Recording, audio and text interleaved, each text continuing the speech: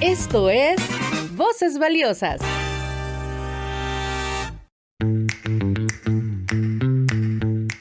Bienvenidas y bienvenidos a este podcast Voces Valiosas. Mi nombre es Natalia Hernández y soy parte de Voces Valiosas, que es una red feminista de jóvenes de San Salvador. En esta ocasión nos ha dado a bien tomar los micrófonos para resaltar también la importancia de otras jóvenes feministas salvadoreñas. Entonces hemos creado este espacio gracias a Mélidas, a Fundación Mujeres y Cooperación Asturias. Esta entrevista tenemos el agrado de contar con la presencia de Victoria Delgado. Hola, mucho gusto. Bueno, comentarles un poco acerca de ella, quién es ella. Victoria Delgado es una periodista multimedia salvadoreña. Ella es súper apasionada por la ilustración. También en su trabajo ella utiliza distintos formatos como el video, la ilustración editorial, las viñetas y el cómic para contar historias, creo también de la realidad nacional, ¿verdad? Actualmente ella está estudiando la licenciatura en Comunicación Social en la Universidad Centroamericana José Simón Cañas. Un gusto y bueno, creo que... Hola, un gusto, gracias por la invitación. Bueno, para empezar, obviamente bienvenida a este espacio, Voces Valiosas. Espero que te guste cómo se lleva y estés cómoda con ello. Bueno, como estábamos diciendo y ahondando más en que sos súper apasionada por la ilustración, ¿podés contarnos un poco sobre cómo nació tu pasión por esto, por la ilustración? Sí, bueno, creo que para mí ilustrar y el dibujo ha estado presente en toda mi vida, es algo que siempre me ha gustado y es como un poco mi forma de entender el mundo, de entender también lo que estoy sintiendo y poco a poco se fue involucrando en mi trabajo. Entonces empecé en periodismo desde la ilustración, ilustrando viñetas o haciendo distintos tipos de ilustraciones para formatos de redes sociales y luego entré ya en otras áreas como el cómic o la ilustración editorial. Sí, ha sido un gran proceso, ¿verdad? Que ha tu vida también. Bueno, ¿y cuáles han sido tus referentes o las primeras ilustraciones o cómic donde tú tomaste como esa iniciativa también? Sí, bueno, creo que la ilustración, sobre todo, a mí me inspira mucho el cine, digamos, algunas figuras como de cine clásico o de cine de acción incluso. Pero con el tiempo fui conociendo más artistas mujeres también que más allá de su técnica me inspira mucho por qué hacen las cosas. Creo que uno de mis grandes referentes es una artista barroca que casi nunca se le toma como un referente para el arte barroco, que se llama Artemisia Genlistenchi. Entonces, prácticamente ella tuvo la oportunidad de retratar en sus pinturas el abuso que ella sufrió y las dificultades para poder establecerse como una mujer pintora. Entonces creo que poco a poco me he ido llenando de referentes no solo en el arte, sino que también en la fotografía u otras artes plásticas que han ido construyendo un poco como mi estilo. Sí, muy importante sobre todo eso de que las ilustradoras tal vez, no sé si hay alguna salvadoreña tal vez que a ti te haya inspirado también. Sí, bueno, de hecho, un artista que me gusta mucho su estética, pero también los temas que toca es Sonia Lazo. Ella, pues, no solo retrata vivencias de mujeres, sino que toca también mucho la diversidad, la exploración del cuerpo, porque ella se identifica como una persona no binaria. Entonces, es muy interesante poder ver todo lo que ella hace y actualmente creo que es como uno de los mayores referentes de ilustración del Salvador. Sí, súper interesante. Y mira, contame, ¿hay algún momento en tu vida, en todo este proceso que has llevado, en el que vos dijiste, a esto me quiero dedicar, esto es lo que yo amo o lo que me hace a mí feliz y es lo que quiero y que sé que me va por toda mi vida a sentir a gusto con eso? Sí, creo que en un inicio, como la ilustración era un poco mi hobby, era complicado imaginarme viviendo acerca de ello o teniendo como una compensación económica por hacer algo que me gusta y que prácticamente hacía todos los días por diversión. pero cuando se me fue dando los espacios me di cuenta que era algo que era valioso, que estaba aportando algo también. Entonces me propuse que mi trabajo fuera remunerado, ¿verdad? Y poder vivir de ello, y con el tiempo se ha hecho sostenible. Ok, súper, súper interesante. Y bueno, creo que es como ya lo mencioné, todo un proceso y es como también interesante conocer cuál fue tu primer cómic o ilustración que vos te recordés. No sé si te acordás de ese momento que sentiste. Sí, bueno, tengo dos que fueron como muy significativas. De hecho, la primera fue una ilustración que hice después de el asesinato de Victoria en Tulum, que era una mujer migrante salvadoreña que fue asesinada por la policía de Tulum. Y en ese contexto se estaban esparciendo muchos videos y fotografías de ella siendo violentada, y era completamente revictimizante.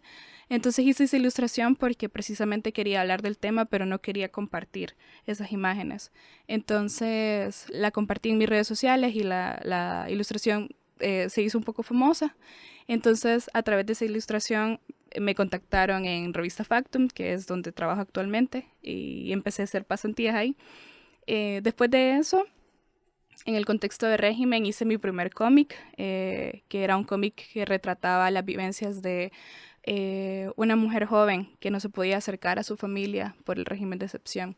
Entonces, creo que esos han sido como trabajos bien significativos en mi carrera. Sí, eso es lo que a mí siento que de tu trabajo es la realidad que vos plasmas en esos dibujos, dejas una parte de vos también en ello, ¿verdad? Sí. Em, y vos firmás tus ilustraciones y tus cómics como Viciente. Ese es tu nombre artístico. ¿Cómo surge este? ¿Cuál es? Sí, bueno, creo que era principalmente porque a través de mis dibujos sí dejo ver mucho de lo que siento, que normalmente no lo hago en persona o con mis cercanos, pero mis dibujos por lo general sí tocan como partes vulnerables mías. Súper tuyo, ¿verdad? Ujú. Bastante. Em, También así como has tenido el acercamiento con la ilustración, llega un punto en el que te acercas al periodismo. ¿Cómo lográs vos complementar estas dos áreas dentro de tu trabajo y dentro de tu vida también? Sí, bueno, creo que tengo la suerte de hacer periodismo en un contexto privilegiado, considero, porque en la revista en la que trabajo es un medio independiente, en la que tenemos mucha libertad creativa y estamos abiertos a experimentar con nuevos formatos, e involucrar, salirnos como de la caja del texto, el video, y incluso acercarnos un poco al arte a veces. Entonces, no quise dejar de lado como mis ganas de ilustrar, mis ganas de hacer como productos gráficos, y seguir contando historias. Entonces eso se ha ido como mezclando. A veces se puede, a veces toca como migrar a otros formatos como el video o la animación. Pero ha sido mucho de eso, y también creo que lo que más me ha gustado es que tampoco se perdió como el sentido de hacer las cosas al momento de involucrarme en periodismo.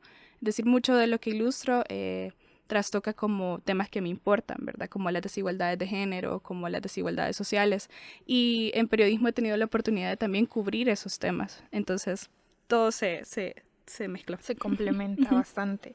Y también tu trabajo actual, ¿en qué consiste? Porque hay muchas personas que piensan que es un dibujo y ya, y no le prestan como el interés que realmente vos querés expresar a través de él. Y siento que a veces es necesario como explicar qué es lo que vos querés reflejar en tu trabajo actual. Bueno, actualmente, ¿verdad? Ujú. Sabemos que ya llevas un tiempo dedicándote a esto, pero en la actualidad. Sí, creo que la ilustración, sobre todo en periodismo, tiene una gran importancia en cómo retratamos las cosas. Es decir, es una gran oportunidad para empezar a romper con estereotipos, por ejemplo, a empezar a retratar vivencias como temas de género o temas de desigualdades desde otras miradas. Es decir, casi siempre, por ejemplo, las situaciones como la pobreza o como la violencia sexual se retratan desde una mirada masculina, primero, y segundo, revictimizante. Entonces, parte de mi trabajo también tiene este enfoque de justo evitar caer en estos discursos y repetirlos de una manera visual, ¿verdad?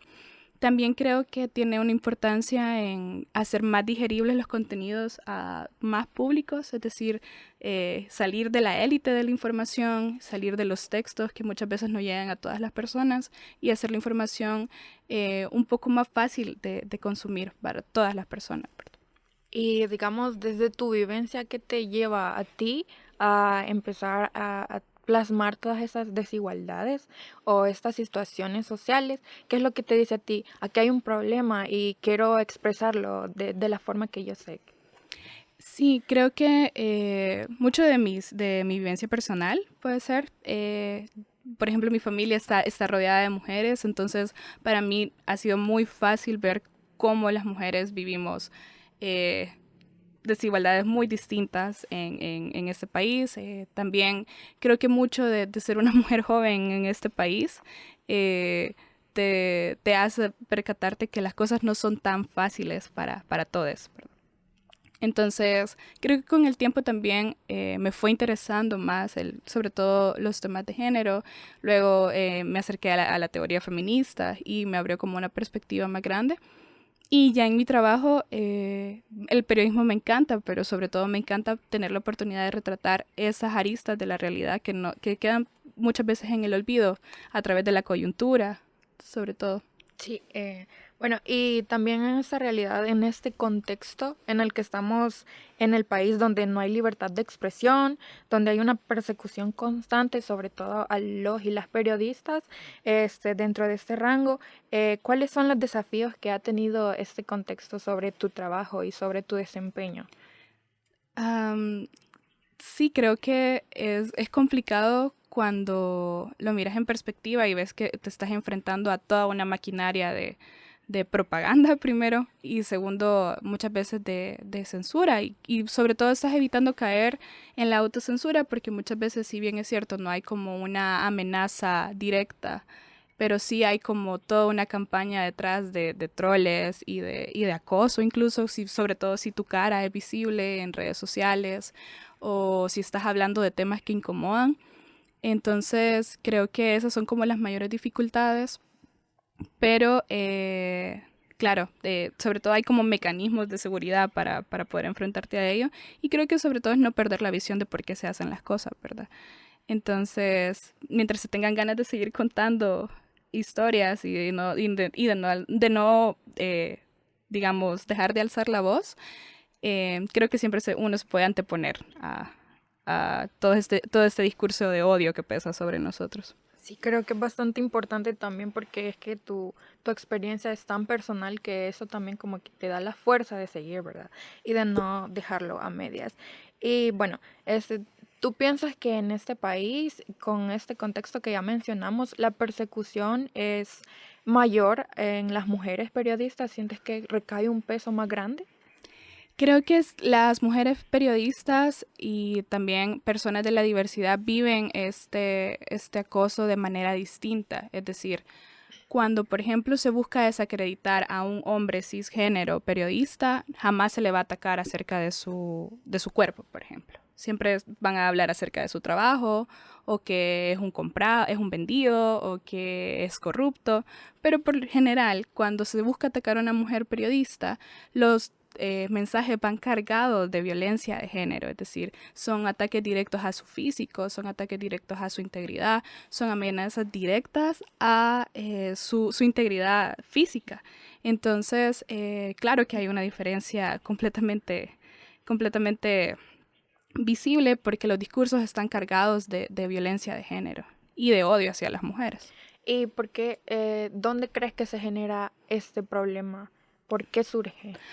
Creo que porque principalmente somos una sociedad machista y no solo a las mujeres periodistas, a las mujeres en general, cuando se nos quiere desacreditar, casi siempre van a apelar a aspectos físicos por lo general o a aspectos como que tengan que ver con nuestra vida personal o con o incluso con atentando contra nuestra salud mental. Es decir, siempre se nos llama histéricas o las que estamos inventando cosas, las que están locas, las que somos unas exageradas.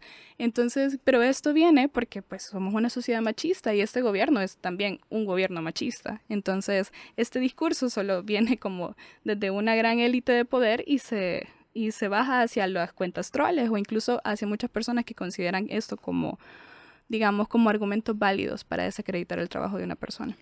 ¿Y vos cómo vivís el machismo dentro de tu área de trabajo, verdad? Porque muchas veces se recalca bastante.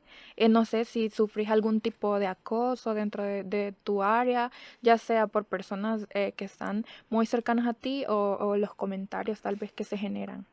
Sí, bueno, creo que de las mayores dificultades que he visto en mi trabajo sí es sobre todo exponer, digamos, si expongo mi cara en videos o algo similar, o definitivamente hay toda una maquinaria de troles que está tratando como de desacreditarte por cómo te ves o por cómo sos, o tratando de intimidarte, ¿verdad? Y yo creo que la finalidad es que ya no aparezcas en video o que ya no hables de temas que son incómodos. Pero creo que, como lo repito, yo creo que trabajo en un ambiente muy privilegiado en el que hay muchas mujeres con las que trabajamos y estamos muy interesadas en tener espacios seguros de trabajo. Y creo que es algo que también se ha ido construyendo con el tiempo, ¿verdad? Y también esto no surge de la nada, es decir, en mi trabajo, por ejemplo, hay una política antiacoso sexual, porque vemos que hay una necesidad inherente de que estas cosas, a pesar de que entendemos que están habladas y que no se pueden hacer, que exista como una política interna que proteja a las mujeres de la redacción. Entonces creo que esos tienen que ser como los pasos reales y puntuales para tener espacios de trabajo para las mujeres periodistas y les periodistas, en el que puedan tener un espacio seguro, ¿verdad? Para desarrollarse. Como otra pregunta que surge también para vos, creo que ya lo tocamos anteriormente este punto, pero así un poco, me gustaría que lo tocáramos más a profundidad.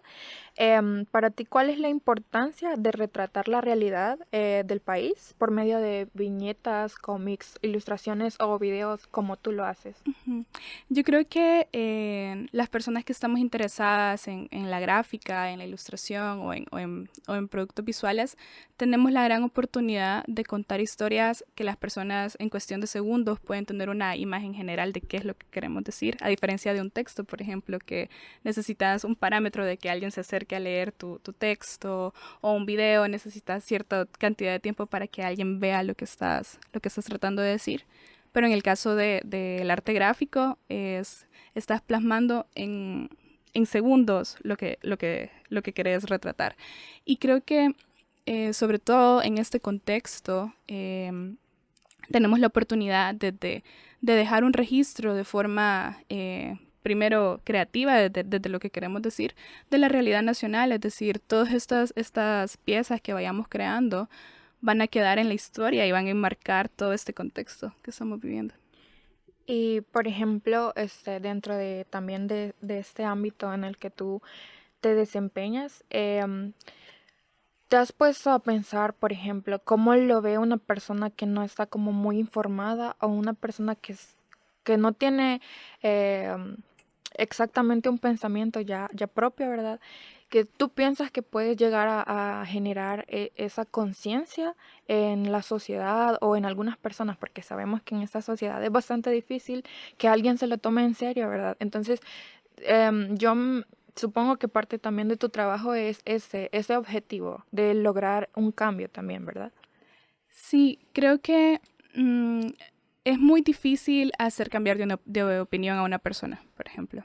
Los medios no creo que tengamos como esa capacidad, pero creo que tenemos la oportunidad de darles insumos a las personas para que creen un criterio propio y al final darles las herramientas necesarias para tomar decisiones que se traducen en temas electorales, que se traducen en apoyar o no una política pública, que se traducen en pedirles a los funcionarios que rindan cuentas. Entonces, creo que eso es lo más importante. Y en mi trabajo creo que tengo sobre todo la oportunidad de sensibilizar a las personas, porque creo que estamos bombardeados de información. Por ejemplo, con el tema de régimen, estamos bombardeados de casos de torturas, pero pareciera que las personas ya no están sensibilizadas al respecto. Pero muchas veces la ilustración te permite mostrar partes vulnerables e íntimas de las situaciones que permiten que la gente también se conmueva y conecte otra vez con esa parte humana de las historias y que la cifra deje de ser un número más y se convierta otra vez en un ser humano. Sí, es súper, la verdad es que tu trabajo transmite, si lo ves de esa manera, transmite diversas emociones, porque no se trata solamente de un dibujo, como ya te decía, que muchas veces las personas no logran conectar con el mensaje, pero desde mi perspectiva, te digo, estuve viendo tu trabajo y me parece súper chévere, porque es algo diferente, ¿sabes? Siempre está como esa parte en los periódicos, por ejemplo, ¿verdad? De Ruth y Aleco, que son los hombres que más están ahí, pero es súper chévere ver cómo las mujeres también van tomándose estas áreas y de la forma que lo haces es bastante diferente y es algo que es súper admirable también porque es un talento totalmente. Y bueno, voy a pedirte también que compartas conmigo y con el público tus redes sociales, donde podemos encontrarte y también donde podemos apreciar tu trabajo, para que más personas lo vean. Sí, bueno, estoy en Instagram como Vic Siente, en Twitter también, o si no pueden buscar Victoria Delgado. También pueden ver mucho de mi trabajo periodístico en revista Factum, entonces ahí. Y también creo, ya también como para ir cerrando, compartirnos qué ilustraciones o qué cómics nos recomendamos también, o de esa área en la que vos te desarrollas. Como de otros, Ajá, de otros artistas. Recomiendo mucho, hay una revista que se llama 070, que es una revista colombiana que hace mucho de arte gráfico y la artista principal se llama Nefasta y tiene una estética muy interesante por si están como interesados en descubrir un poco más del mundo de periodismo y gráfica. También recomiendo, ese sí es un autor llamado Joe Sacco, que él hace novelas gráficas de periodismo de no ficción. Una muy importante de él es como Palestina, entonces te cuenta como todas las vivencias de una recopilación de trabajo periodístico de 7 años. Entonces esos podrían ser como unos puntos como para entrar en la gráfica y periodismo. Ok, muchas gracias y gracias por estar en este espacio, en nuestro primer podcast, Voces Valiosas. Y gracias por compartirnos también un poco de tu historia y un poco de tu vivencia. Gracias por la invitación. Bueno, nos despedimos así de nuestro primer capítulo del podcast Voces Valiosas. Nos pueden seguir escuchando más adelante. Y bueno, eso, que estén pendientes de nuestros próximos capítulos.